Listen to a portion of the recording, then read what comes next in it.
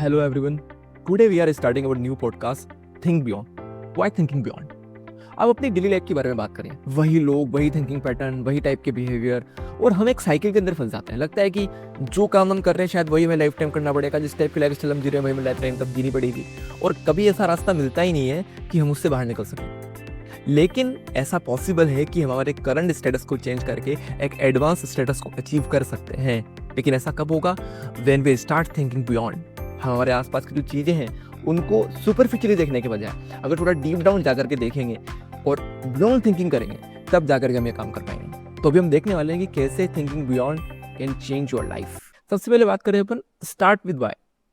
देखिए अगर हम लाइफ के अंदर देखें तो वॉट सबको पता होता है. जैसे मैं क्या कर रहा हूँ, मैं मूवी देख रहा हूँ, मैं बिंज वॉच कर रहा हूँ नेटफ्लिक्स पर, मैं आज एक आईपीएल का मैच देख रहा हूँ. ये सब चीज़ें सब लोगों को पता होती है. लेकिन why they are doing so, इसका आंसर शायद बहुत कम लोग दे पाएंगे. और जब हम इस वाई का आंसर नहीं ढूंढ पाते ना, तभी फिर हम अपने अवेयरनेस को लूज कर देते हैं. और अवेयरनेस की जो स्टार्टिंग होती है वो हमेशा वाई से होती है. अगर ये वाई हमको हमेशा पता होगा ना तो कभी दिक्कत नहीं होगी. जैसे for example why we are doing something, why we are watching a movie. अगर हम सिर्फ उसको एक शॉर्ट टर्म एंटरटेनमेंट के लिए देख रहे हैं तो अच्छी बात है. लेकिन हम जस्ट कंपल्सिवली उसको देख रहे हैं, हमको पता ही नहीं है हम क्यों कर रहे हैं ऐसा, तो फिर वो दिक्कत हो जाती है. और अगर हम उस मोमेंट के ऊपर अपना वाई डिफाइन करें, why am I watching this, तो उस टाइम हमको आंसर मिल जाएगा. कि अगर हमारा आंसर ठीक है, जिससे हम सेटिस्फाइड हैं, तो हम उसको कंटिन्यू रख सकते हैं. और अगर हमारा वाई से हम सेटिस्फाइड नहीं है तो उसको हम उसी टाइम पे ब्रेक कर सकते हैं. लेकिन स्टार्टिंग कहाँ से होगी? वाई से स्टार्टिंग होगी. तो सबसे पहले जब थिंकिंग बियॉन्ड हम करने वाले हैं तो वाई से स्टार्ट करना था. सेकंड है ब्रेकिंग द हैबिट रूल्स. आप देखेंगे कि कोई भी इंसान अगर ग्रेट है तो उसकी कुछ हैबिट्स ऐसी होती हैं जो उसको बाकी लोगों से अलग बनाते हैं. जैसे मैंने किसी पर्सन की डेली रूटीन देखा था कि वो कोई एथलीट है. वो मॉर्निंग में 2:30 पर उठते हैं, उसके बाद एक्सरसाइज करते हैं, उसके बाद थोड़ा मेडिटेशन करते हैं, उसके बाद फिर ट्रेनिंग करते हैं. ऐसा उनका पूरा प्रोसेस दिन भर चलता रहता है और लगभग 8 बजे तक आकर के वो सो जाते हैं. मतलब एक आइडियलिस्टिक रूटीन जो होता है कि बिल्कुल हम हमारे जो भारतीय कल्चर के हिसाब से देखें तो ब्रह्म मुहूर्त के अंदर उठना, उसके बाद अपना काम वगैरह सब कंप्लीट करना, डेली वर्कआउट करना और हर चीज़ एकदम परफेक्टली करना. और इसलिए वो बहुत ज़्यादा सक्सेसफुल है. तो ये उनकी हैबिट्स हैं. अब अक्सर ऐसा होता है ना कि हम हमारी हैबिट्स के बारे में माइंडफुल नहीं रहते, हम सोचते नहीं उसके बारे के बारे में. अगर हम नेगेटिव में बात करें तो जो लोग स्मोकिंग करते हैं या जो लोग ड्रिंकिंग करते हैं, जिस टाइम पर उन्होंने वो हैबिट स्टार्ट की होती है और जिस टाइम पर वो हैबिट उनके अंदर बिल्कुल बनने वाली होती है, उस टाइम पर वो उसके बारे में सोचते ही नहीं है, डीपली नहीं सोच पाते कि आखिरकार इससे हमको क्या साइड इफेक्ट हो सकता है, क्या इसके हमारे पॉसिबल सेटबैक्स हो सकते हैं. और इसीलिए शायद ऐसा होता है कि वो उस हैबिट के अंदर फंस जाते हैं. और you start your habit, first you make your habit, then your habit make you. ये प्रोसेस लगातार चलता रहता है, उससे वो बाहर ही नहीं आ पाते.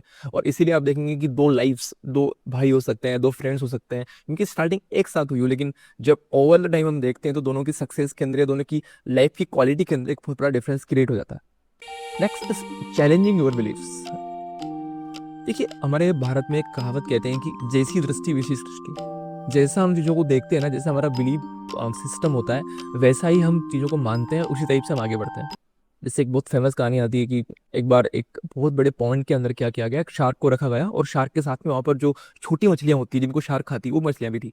लेकिन जानबूझ करके क्या किया गया कि उस पूरे पॉन्ड के बीच में एक वॉल बना दी गई, ग्लास वॉल, ताकि शार्क उन छोटी मछलियों को देख तो पाए लेकिन उस ग्लास वॉल को क्रॉस नहीं कर पाए. अब ऐसा कई बार हुआ कि शार्क उन मछलियों को खाना जाना चाहती है, लेकिन शार्क बस वो कांच की इनविजिबल वॉल से टकराती है और वापस आ जाती है, टकराती है वापस आ जाती है. आफ्टर 1 मंथ उन्होंने क्या किया, वो जो इनविजिबल वॉल थी उसको हटा दिया. और उस इनविजिबल वॉल को हटाने के बावजूद उन्होंने नोटिस किया कि शार्क अब उन छोटी मछलियों को खाने जाती ही नहीं है, क्योंकि शार्क के मन में बिलीफ क्रिएट हो गया कि मैं इसको क्रॉस नहीं कर सकती.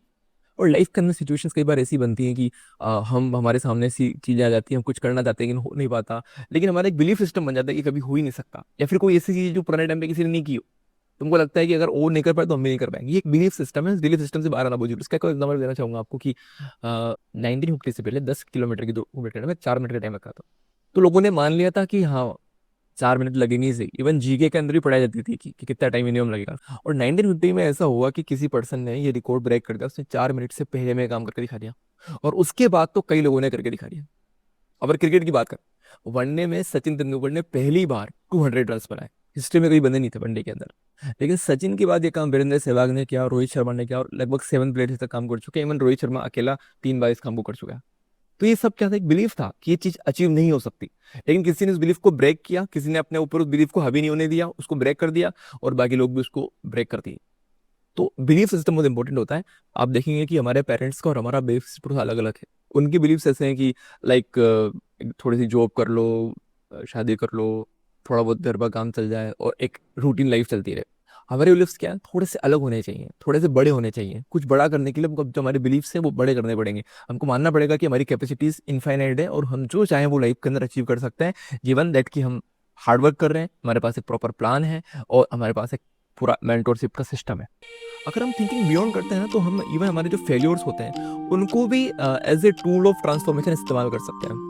जैसा एक फेमस एग्जांपल है थॉमस अल्वा एडिसन का, कि उन्होंने लगभग 10,000 टाइम्स एक्सपेरिमेंट किया एक बल्ब को बनाने से पहले, और जब उनसे पूछा गया कि आप 10,000 बाद फेल हो गए, तो उन्होंने बोला कि मैं 10,000 में फेल नहीं हुआ, बल्कि मैंने वो तरीके ढूंढे 10,000 जो वर्क नहीं करते, जो एग्जीक्यूट नहीं हो सकते, और मैं एक ऐसा मेथड डेफिनेटली डेवलप कर लूंगा जो एग्जीक्यूट होगा और फाइनली वो सक्सेसफुल हुआ।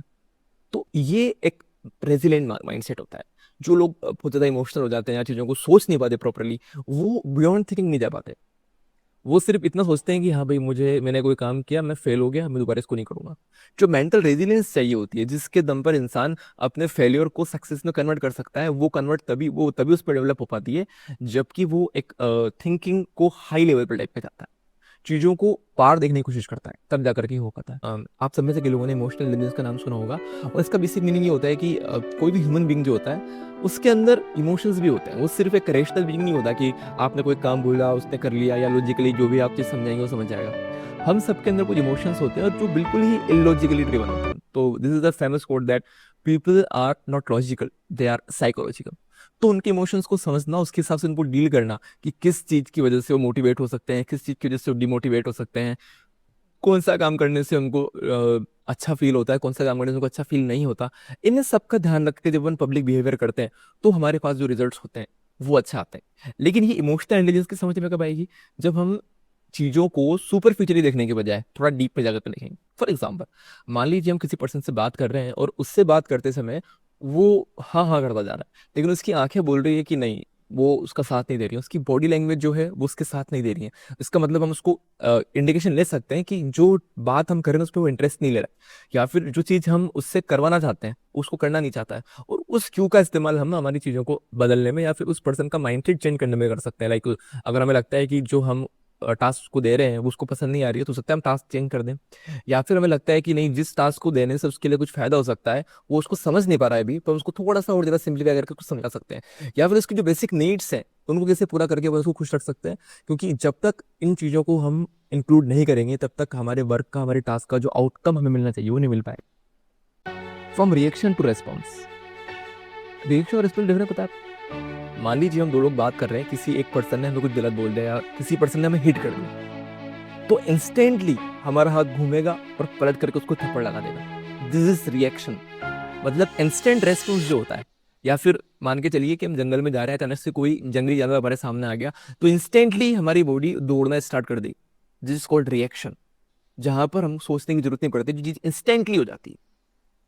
और रेस्पॉन्स क्या होता है, जब हमारे सामने कोई एक्शन होता है और एक्शन होने के बाद उसको अपन सोचते हैं और सोचने के बाद फिर हम दोबारा एक्शन लेते हैं, वो रेस्पॉन्स होता है।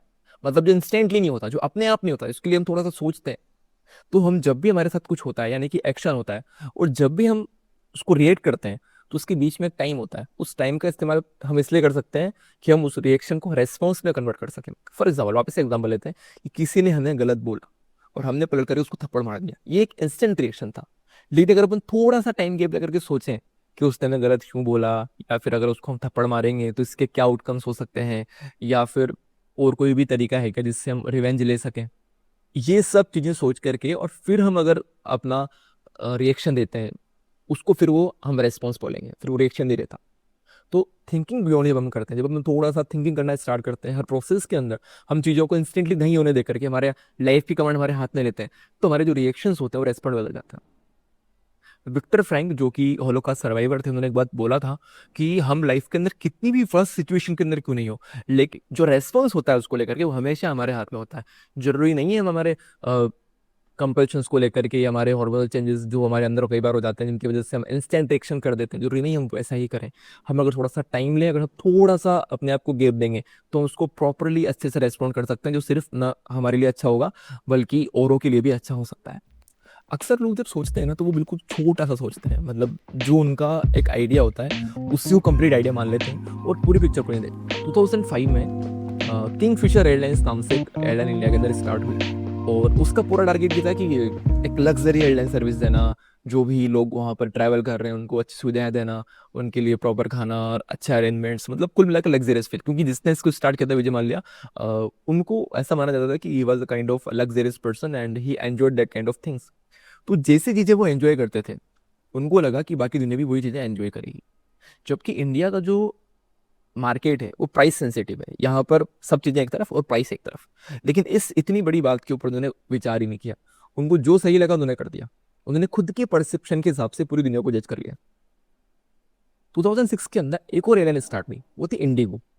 और इंडिगो एयरलाइन जब स्टार्ट हुई, तो उन्होंने हमेशा इकोनॉमी का ध्यान रखा, उन्होंने फेयर प्राइसेस कम रखे, उन्होंने कोशिश की कि जो फ्लाइट्स हैं वो भी ऐसी हों जो कंपेरेटिवली हल्की रहें, ताकि उनका जो फ्यूल है मतलब थोड़ा सा ही बचे लेकिन बचे। और बहुत सारे ऐसे मेजर्स किए जिसकी वजह से उनकी जो फ्लाइट्स हैं वो एक इकोनॉमिक फ्लाइट बन गई। 2012 आते आते जो किंगफिशर एयरलाइंस थी वो बैंकरप्ट हो गई। क्यों? क्योंकि भारत के जो लोग हैं वो प्राइस सेंसिटिव है, और उन्होंने किंगफिशर एयरलाइंस के ऊपर ज़्यादा सफर नहीं किया। और आज के टाइम पे अगर हम देखें, तो इंडिगो इंडिया की सबसे बड़ी एयरलाइंस है, और अभी उसने पूरे वर्ल्ड का सबसे बड़ा ऑर्डर जो था वो एयरबस को दिया है प्लेन्स के लिए, 1000 प्लेन्स, जो कि अपने आप में एक रिकॉर्ड है। तो ये डिफरेंस किस चीज का था? पूरी पिक्चर को देखने का। किंगफिशर वालों ने सिर्फ एक चीज को देखा कि हाँ मुझे लग्जरियस पसंद है, बाकी को भी हो सकता है ऐसा ही लगे। लेकिन जो इंडिगो एयरलाइंस थी, उसने पूरे पिक्चर के ऊपर देखा कि भारत के लोगों को अगर हमें एयर ट्रेवल कराना है, तो हमें उन लोगों को भी टच करना पड़ेगा जो उनका भी एयर ट्रेवल किया ही नहीं है। और वो ऐसा तभी कर सकते हैं जब हमारे जो एयर फ्लाइट्स हों, उनकी जो फेयर्स हों वो लगभग कंपेरेबल हो ट्रेन के फेयर्स के बराबर। लगभग लगभग कंपेरेबल, इक्वल तो नहीं हो सकते लेकिन थोड़ा बहुत कंपेरेबल। और इस वजह से उनको अपनी जो एयरलाइन सर्विस है उसको इतना बड़ा आगे लेकर के जाने में हेल्प मिली, सक्सेस हुए। And next final point I will talk about the redefining success. देखिए, सक्सेस का सबका मेजरमेंट अगर हम देखें ना आज के टाइम पर, तो सिर्फ वो कुछ दो तीन बात है। जैसे या तो फाइनेंशियल सक्सेस, कि हम बहुत ज़्यादा हमारे पास पैसा आ जाए। आप देखेंगे कि 90% लोगों के लिए उसका मीनिंग यही है कि हमारे पास बहुत पैसा हो, हम दुनिया में हर जगह पर घूम सकें, या फिर हमारे पास बड़ी से बड़ी चीज़ खरीदने की कैपेसिटी हो, ये उनका मीनिंग है। दूसरा अगर आप देखेंगे तो थोड़ा बहुत पॉपुलर हो जाए। अगर थोड़ा पैसा आ गया तो फिर इंसान की एक इच्छा होती है कि सक्सेस मतलब पॉपुलर होना, लोग हमको जाने, लोग हमको माने, लोग हमको पहचाने। ऐसा सबके अंदर होता है। मैं ऐसे लोगों को देखा हुआ है जिनके पास even hundreds of crore rupees हैं उनके अकाउंट्स के अंदर, but still they want the fame, और उस फेम के लिए वो doing different kind of things. और इससे आगे बढ़ करके पावर, कुछ लोगों को शौक होता है कि मतलब सक्सेस मीन्स पावर, कि लोग हमारी बात माने और हमारे सब जगह जय जयकार हो, हम जो चाहें वैसा हो। आप देखेंगे कि दुनिया के कई ऐसे लीडर्स हैं, जैसे let's name it Putin, Xi Jinping. This people are power seekers, वो अपने आप को पावरफुल रखना चाहते हैं लंबे टाइम के लिए, और ये उनके लिए सक्सेस का एक पैरामीटर हो सकता है। लेकिन क्या सक्सेस सिर्फ इन तीनों चीज़ों के अंदर ही है क्या? क्या दुनिया में वो लोग सक्सेसफुल नहीं है जो इन तीनों कामों में से वो एक काम नहीं करते, या फिर कोई एक दो काम और ले सकते हैं अपन जो इन कामों को नहीं करते? तो जब अपन ध्यान से सोचेंगे पता चलेगा कि सक्सेस का सबका पैरामीटर अलग अलग हो सकता है, और सक्सेस वास्तव में वही होती है जिससे आपका इनर बीइंग सेटिस्फाइड हो जाए। तो लाइफ की असली सक्सेस डिपेंड कैसे कर सकते हैं? तो लाइफ में ना ये बात तो हम सभी जानते हैं कि the day will come when we will be dead, और उस टाइम पर हमारी प्रॉपर्टी, हमारे पावर, हमारे जो भी पॉपुलरिटी है वो हमारे साथ नहीं रहती। तो हमारी लाइफ में हमारे साथ क्या रहता है, हम किस चीज़ को करके हमारी लाइफ का चीज़ें एक्सपीरियंस एनरिच कर सकते हैं, वास्तव में वही हमारी सक्सेस होती है। मतलब अगर अपन इसको डिफाइन करना चाहें, तो enriching the experience of life and increasing the profoundness of experience, these things are called the success of life. और ये हर इंसान के लिए अलग अलग हो सकता है। जैसे कोई पर्सन है, उसको पढ़ने में मजा आता है, तो उसके लाइफ का एक्सपीरियंस एनरिच तब होता है जब वो पढ़ता है। तो उसके लिए सक्सेस का यही पैमाना है कि कितनी अच्छी बुक्स पढ़ सकता है, कितनी क्वालिटी बुक्स पढ़ सकता है, कितने ज्यादा ऑथर्स को पढ़ सकता है। या फिर कोई ऐसा पर्सन है जो उसको मान लो घूमने का शौक है, वो अलग अलग जगह जाके एक्सप्लोर करना चाहता है, तो उसके लिए सक्सेस का पैरामीटर ये है कि वो कितनी जगह ऊपर घूमा, कितनी जगह को उसने कितने डिटेल के अंदर जाकर के देखा, कितने अच्छे से जगह एक्सपीरियंस किया। Ultimately it's all about our experience. तो जनरली क्या होता है, जब अपन एक नॉर्मल थिंकिंग कर रहे होते हैं, तो हम उसी को सक्सेस मान लेते हैं जो हमारे पास वाले की सक्सेस है, या फिर जो जिनको अपन हीरोज कंसिडर करते हैं उनकी जो सक्सेस है उसी को अपन ट्रू सक्सेस मान लेते हैं। जबकि सक्सेस का पैरामीटर सबके लिए अलग हो सकता है। और अक्सर ऐसा होता है कि जब हम जो लोग दूसरे लोगों ने किया उनको फॉलो करने की कोशिश करते हैं, या फिर जिस टाइप का पाथ किसी पहले वाले पर्सन ने फॉलो किया जो पहले सक्सेसफुल है या जो बहुत लेजेंडरी पर्सन है, let's talk about Virat Kohli ने एक पाथ फॉलो किया, उन्होंने क्रिकेट खेली, बहुत बड़ा नाम कमाया और एक बहुत बड़े सक्सेसफुल पर्सन के तौर पर दुनिया के अंदर जाने जाते हैं। लेकिन इसी पाथ को अगर बाकी कोई दूसरे पर्सन भी फॉलो करेंगे तो क्या उनका इतना सक्सेसफुल गारंटीड है क्या? नहीं है, क्योंकि उनके अंदर क्रिकेट को लेकर एक पैशन थी, और जब तक किसी दूसरे पर्सन में ऐसी पैशन नहीं होगी तब तक वो उतना सक्सेसफुल नहीं हो सकता। पैशन होने के बावजूद भी एक और चीज चाहिए, स्किल्स। उनके पास स्किल्स भी थी, उसको उन्होंने अपने आप को ट्रेन किया। तो अगर वो पर्सन स्किल्स नहीं होगी और अपने आप को ट्रेन नहीं कर पाएगा तब भी चांसेस नहीं है। इसका मतलब किसी दूसरे की सक्सेस और हमारे सक्सेस में डिफरेंस हो सकता है, और सक्सेस का जो है ना सबके लिए अलग होगा, और वो कैसे डिफाइन होगा, वो अपने स्तर पर डिफाइन होगा। इंसान को खुद डिफाइन करना पड़ेगा कि मेरे लिए सक्सेस का क्या मीनिंग है। लेकिन ये वही पर्सन कर सकता है जो कि माइंडफुल है, थॉटफुल है और डीप थिंकिंग कर रहा है। He is trying to thinking beyond. अगर ऑर्डिनरी थिंकर है, दूसरों को कॉपी करता है, तो फिर वो सक्सेस का जो ओरिजिनल पैरामीटर उसको समझ नहीं सकता। So this is all about the think beyond.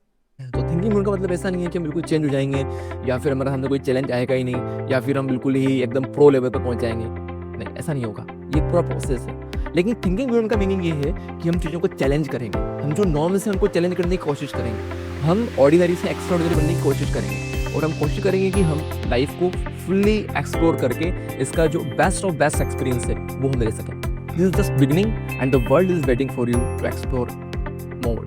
Let's think beyond.